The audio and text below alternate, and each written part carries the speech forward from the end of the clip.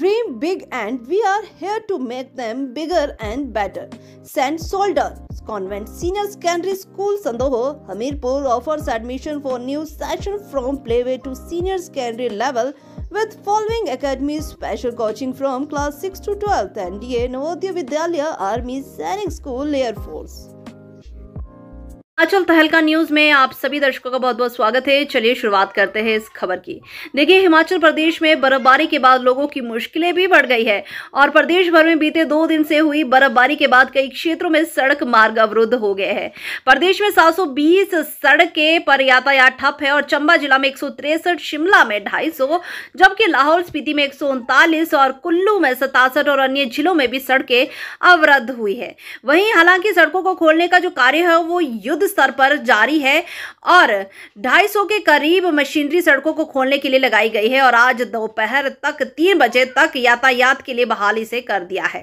वहीं बराबरी से बिजली के ट्रांसफार्मर भी क्षतिग्रस्त हुए इस बर्फबारी की वजह से और प्रदेश भर में 2200 से अधिक ट्रांसफार्मर को इस बर्फबारी से नुकसान हुआ है, जिसके चलते कई गांव 2 दिन से अंधेरे में हैं।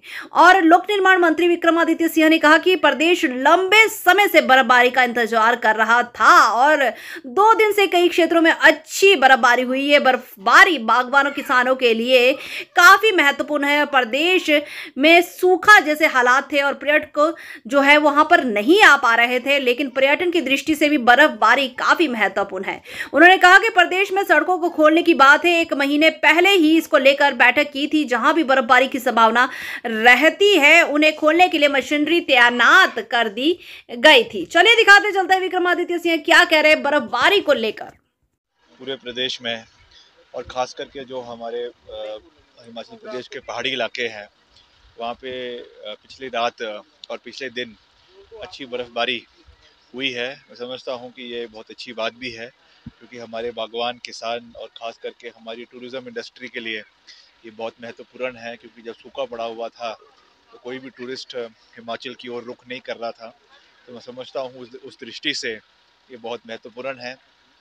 बाकी जहाँ तक यातायात का संबंध है और प्रदेश में सड़कों को खोलने की बात है, हमने पहले ही करीबन 1 महीने पहले ही इसकी रिव्यू बैठक करी थी और उसमें जितने भी हमारी सड़कें इन हाई ऑल्टीट्यूड एरिया में आती है उनको खोलने के लिए रिक्विजिट मशीनरी वहाँ पर डिप्लॉय की गई है।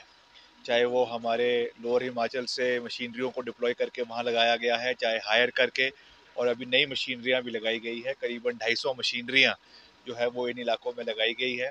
पिछले कल जब मैंने मीडिया से वार्तालाप करी थी उस समय करीबन 550 सड़कें बंद थी। आज वो आंकड़ा कम होकर करीबन 400 पे रह गया है और आज क्योंकि मौसम भी साफ़ है तो अधिकतर सड़कों को आज जो है वो यातायात के लिए खोल दिया जाएगा।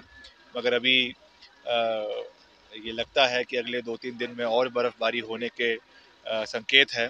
तो उस दृष्टि से भी हम पूरी तरीके से प्रेपरेशन हमारी जारी है।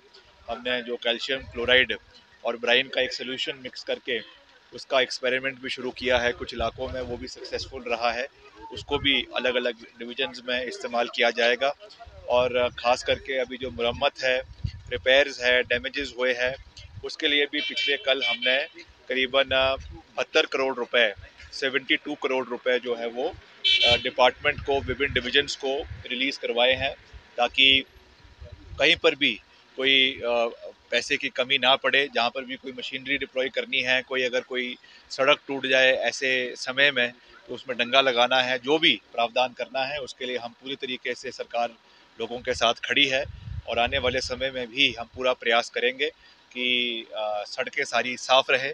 मगर बर्फ़बारी तो होनी चाहिए, क्योंकि ये बहुत महत्वपूर्ण है हमारे जलों के स्रोत के लिए भी, हमारी सिंचाई योजनाओं के लिए भी, हमारे पेयजल योजनाओं के लिए भी, और साथ ही साथ किसान बागवानों के लिए सेब सीज़न के लिए बहुत महत्वपूर्ण है। तो उस दृष्टि से हम यही कामना करते हैं कि आने वाले समय में अच्छी बर्फ़बारी भी हो, मगर उससे जितना भी हमारा योगदान हमारे सड़कों को खोलने में रहेगा, लोगों को सुरक्षित रखने में रहेगा, उसके लिए भी हम पूरा योगदान देते रहेंगे।